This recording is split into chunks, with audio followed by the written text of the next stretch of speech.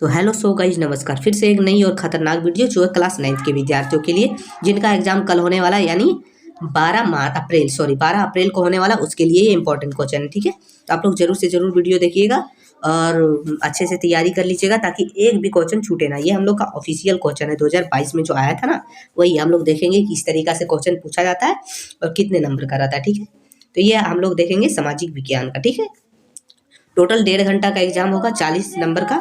ठीक है, और ये जो हम लोग का OMR सीट पर होगा। ठीक है, सब क्वेश्चन का आंसर देना अनिवार्य है और अच्छे से दीजिएगा। 2 पेन यूज कर सकते हैं, ब्लैक और ब्लू। ठीक है, चलिए हम लोग चलेंगे क्वेश्चन की तरफ। तो क्वेश्चन हम लोग का है पहला, जो बोल रहा है कि फ्रांस की मुद्रा की इकाई लिब्रे को किस वर्ष समाप्त कर दिया गया। ठीक है, तो जो पहला का आंसर जो हम लोग का होगा ऑप्शन नंबर 4, 1794 को खत्म कर दिया। कब?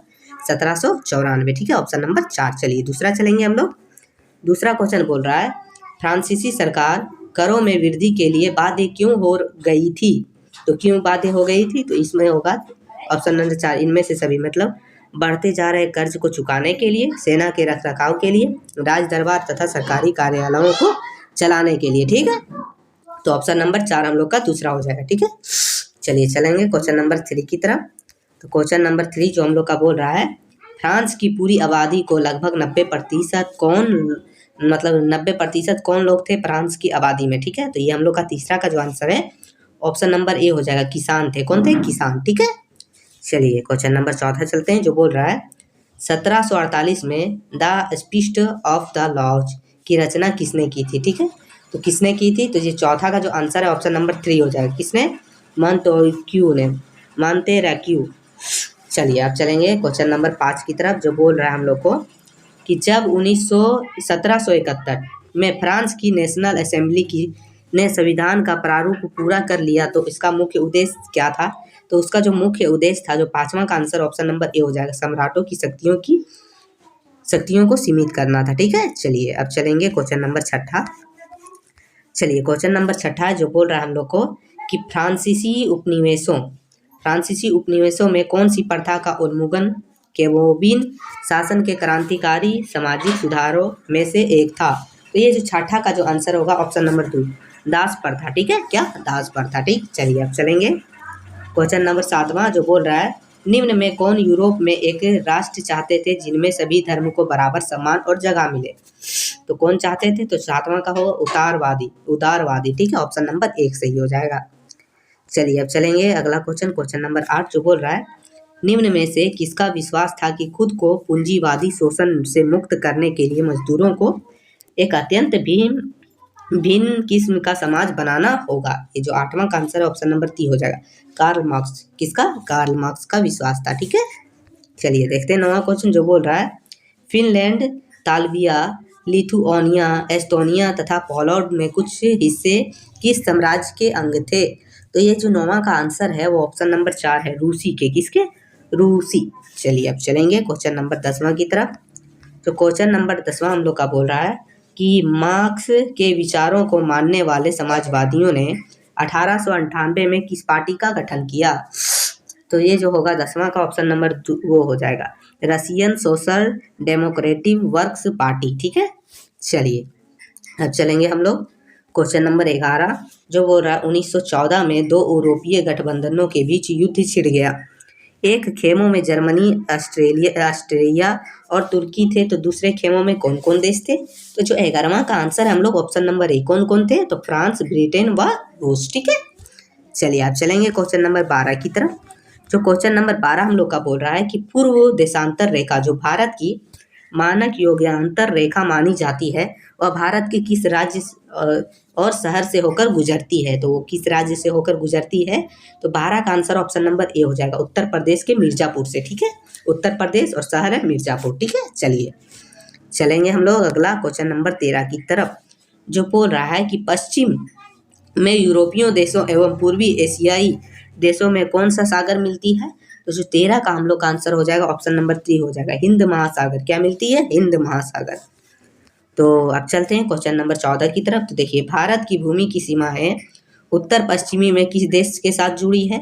तो जो ये जुड़ी है किस देश के साथ जुड़ी है, तो जो हम लोग का 14 का आंसर ऑप्शन नंबर है, पाकिस्तान और अफगानिस्तान से जुड़ी है। ठीक है, चलिए हम चलेंगे क्वेश्चन नंबर 15 की तरफ, जो बोल रहा है सतलुज एवं सिंधु के बीच हिमालय के भाग को किस नाम से जाना जाता है। तो ये हम लोग का 15 का आंसर हो जाएगा option number A, Himachal Himalaya. Himachal Himalaya के नाम से जाना जाता है। चलिए अगला देखेंगे, जो बोल रहा है पटकाई, नागा, मिजो तथा मणिपुर निम्न में किसके नाम है, किनके नाम है, तो किनके नाम है। तो ये जो हम लोग का हो जाएगा 16 का, वो हो जाएगा ऑप्शन नंबर 4, पहाड़ियों के नाम है। किनका नाम है, पहाड़ियों का। चलिए अगला देखते हैं क्वेश्चन नंबर 17, जो बोल रहा है कि भारत का उत्तरी मैदान जो जलोढ़ मृदा से बनी है उसका निर्माण किन नदियों के द्वारा हुआ है। तो जो 17 का आंसर ऑप्शन नंबर 3 हो जाएगा, क्या है, सिंधु, गंगा और ब्रह्मपुत्र। ठीक है, सिंधु, गंगा और ब्रह्मपुत्र। चलिए अगला देखेंगे हम लोग क्वेश्चन नंबर 18, जो बोल रहा है किन कारणों से भारत का उत्तरी मैदान कृषि की दृष्टि से सर्वाधिक उत्पादक क्षेत्र माना जाता है। तो जो 18 का आंसर है ऑप्शन नंबर 4 है, इनमें से सभी। किससे, समुद्र मृदा आवरण, प्रचुर पानी की उपलब्धता, अनुकूल जलवायु। ठीक है, मतलब इसका ऑप्शन नंबर 4 इनमें से सभी कारणों से। चलिए अगला 19 नंबर, जो बोल रहा है मानसरोवर झील किस देश में स्थित है। तो ये जो मानसरोवर झील है वो हम लोग का तिब्बत में स्थित है। किसमें, तिब्बत में। ऑप्शन नंबर 2 हो जाएगा। ठीक है, चलिए अब देखते हैं अगला क्वेश्चन हम लोग का 20वां है कि सतलुज, व्यास, रावी, चेनाब तथा झेलम आपस में मिलकर पाकिस्तान में मिठानकोट के पास किस नदी से मिल जाती है। तो ये जो हम लोग का 20वां का ऑप्शन नंबर 2, ये सिंधु नदी से मिल जाती है। किससे, सिंधु नदी से। अब देखते हैं 21 नंबर क्वेश्चन, जो बोल रहा है कश्मीर घाटी का एक प्रसिद्ध झील का नाम क्या है। तो इसका है ऑप्शन नंबर ए, डल। क्या हो जाएगा, डल। ठीक है, चलिए अब चलेंगे हम लोग अगला क्वेश्चन की तरफ। जो अगला क्वेश्चन हम लोग का है वो क्या है, चलिए देखते हैं। तो चलिए अगला क्वेश्चन हम लोग का 22 नंबर, जो बोल रहा है झील के निर्माण से क्या क्या लाभ होते हैं। तो ये जो हम लोग का 22वां का आंसर है वो ऑप्शन नंबर 4 हो जाएगा, इनमें से भी। मतलब जल विद्युत उत्पादन करने में सहायक होती है, आसपास के क्षेत्रों को जलवायु में को सामान्य बनाती है, प्राकृतिक सुंदरता और पर्यटन में बढ़ावा देती है। ठीक है, तो ये हम लोग का आंसर हो जाएगा ऑप्शन नंबर 4, 22वां का। चलेंगे क्वेश्चन नंबर 23 की तरफ, जो बोल रहा है निम्न में से शासन का एक ऐसा रूप कौन सा है जिनमें शासक का चुनाव लोग करते हैं। तो वो कौन सा है, तो ये 23वां का ऑप्शन नंबर ए हो जाएगा, लोकतंत्र। लोकतंत्र में, ठीक है, लोकतंत्र में जो है शासकों का चुनाव लोग करते हैं, आम आदमी करते हैं। चलिए अगला देखेंगे 24 नंबर क्वेश्चन, जो बोल रहा है वर्ष 2002 में पाकिस्तान के किस राष्ट्रपति के द्वारा लीगल फ्रेमवर्क ऑर्डर के जरिए वहां के संविधान को बदल डाला गया। तो ये जो 24 का जो आंसर हो ऑप्शन नंबर 3 हो जाएगा, परवेज मुशर्रफ। ठीक है, परवेज मुशर्रफ। चलिए अगला देखेंगे हम लोग जो 25 नंबर क्वेश्चन है, जो बोल रहा है कि लोकतंत्र के विपक्ष में दिया गया एक तर्क निम्न में से कौन है। तो जो 25 नंबर का हम लोग का आंसर है ऑप्शन नंबर 2 होगा, इनमें उत्तरदायी शासन पाया जाता है। ठीक है, चलिए अब चलते हैं हम लोग 26 नंबर क्वेश्चन, जो बोल रहा है लोकतंत्र में किस समस्या के समाधान में किसकी भूमिका अधिक महत्वपूर्ण होती है। तो 26 नंबर का आंसर हम लोग का ऑप्शन नंबर 4 होगा, विपक्ष दल का भी महत्वपूर्ण भूमिका होता है, मीडिया का भी और सत्तारूढ़ दल का भी। ठीक है, मतलब इनमें सभी। चलिए अब चलेंगे क्वेश्चन नंबर 27, जो बोल रहा है आज की दुनिया में लोकतंत्र शासन व्यवस्था का सबसे आम रूप है, क्या है। तो 27वां का आंसर ऑप्शन नंबर ए हो जाएगा, लोगों द्वारा चुने गए प्रतिनिधि के माध्यम से शासन चलाना। चलिए अब चलते हैं अगला क्वेश्चन नंबर 28, जो बोल रहा है हम लोग का नेल्सन मंडेला को दक्षिण अफ्रीका के सबसे भयावह जेल में 28 वर्ष तक रहना पड़ा। वह जेल किस द्वीप में स्थित था। ठीक है, तो 28वां का आंसर ऑप्शन नंबर 4 होगा, रोबेन द्वीप। रोबेन द्वीप। चलिए अब चलते हैं 29 नंबर क्वेश्चन, जो बोल रहा है दक्षिण अफ्रीका में रंग भेद के खिलाफ जब जनता के संघर्ष और विरोध बढ़ने लगे तो वहां की सरकार ने अपनी नीतियों में क्या बदलाव शुरू कर दिया था। तो ये जो 29वां का आंसर है ऑप्शन नंबर 4, इनमें सभी। मतलब भेदभाव वाले कानून को वापस ले लिया, राजनीतिक दलों पर प्रतिबिंब उठा लिया गया और नेल्सन मंडेला को आजाद कर दिया गया। ठीक है, मतलब ऑप्शन नंबर 4 इसका सही हो जाएगा। चलते हैं 30वां नंबर क्वेश्चन, जो बोल रहा है लोकतांत्रिक शासन वाले देशों में किसका होना जरूरी माना जाता है। तो लोकतांत्रिक वाले देशों में है संविधान का होना जरूरी माना जाता है। किसका, संविधान। Option number 2। चलिए देखते हैं 31 नंबर क्वेश्चन, जो बोल रहा है भारत देश ने किस आधार पर हुए बंटवारे को विभिषिका झेली थी।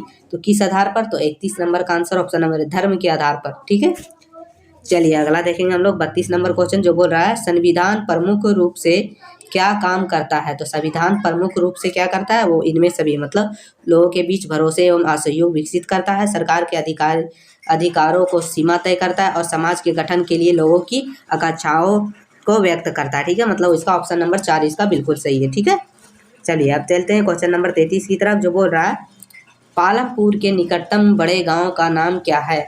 तो पालमपुर के निकटतम बड़े गांव का नाम हम लोग का ऑप्शन नंबर ए रायगंज हो जाएगा। क्या हो जाएगा? रायगंज। चलिए अब चलते हैं क्वेश्चन नंबर 34 की तरफ, जो बोल रहा है भूमि मापने की मापक इकाई क्या है? तो भूमि मापने की मापक इकाई जो है वो हम लोग का ऑप्शन नंबर 3 हेक्टेयर, हेक्टेयर हो जाएगा। ठीक है, हेक्टेयर। चलिए अब देखते हैं क्वेश्चन नंबर 35, जो बोल रहा है भारत के गाँवों में उत्पादन की प्रमुख गतिविधि क्या है? तो 35 नंबर का जो आंसर है ऑप्शन नंबर ए हो जाएगा खेती। खेती है, गांव में उत्पादन की प्रमुख गतिविधि खेती है। चलिए आप देखते हैं क्वेश्चन नंबर 36, जो बोल रहा है लघु विनिमय परिवहन दुकानदारी डेयरी किस प्रकार की क्रिया है? तो ये जो हम लोग कहा 36 का वो ऑप्शन नंबर 1 हो जाएगा, गैर कृषि क्रिया है। कैसा है? गैर कृषि क्रिया। चलिए आप देखते हैं क्वेश्चन नंबर 37, जो बोल रहा है आर्थिक विकास की दृष्टि से कौन सर्वाधिक महत्वपूर्ण है? तो जो आर्थिक विकास की दृष्टि से जो है वो मानवीय पूंजी जरूरी है। ठीक है, चलिए अब चलते हैं क्वेश्चन नंबर 38 की तरफ, जो बोल रहा है निम्न में से कौन से कारक जनसंख्या की गुणवत्ता को बढ़ाता है? तो कौन से कारक बढ़ाता है? तो ये जो हम लोग का 38 नंबर का हो जाएगा ऑप्शन नंबर 4 इनमें सभी मतलब साक्षरता दर, लोगों का स्वास्थ्य और कौशल निर्माण। ठीक है, ऑप्शन नंबर 4 इसका बिल्कुल सही है। अब चलेंगे क्वेश्चन नंबर 39, जो बोल रहा है ऐतिहासिक एवं सांस्कृतिक कारणों से परिवार में महिलाओं एवं पुरुष के बीच किसका विभाजन हुआ रहता है? तो किसका विभाजन हुआ रहता है? तो इसका हो जाएगा श्रय का, श्रम का, श्रम। ठीक है, मतलब पूंजी का।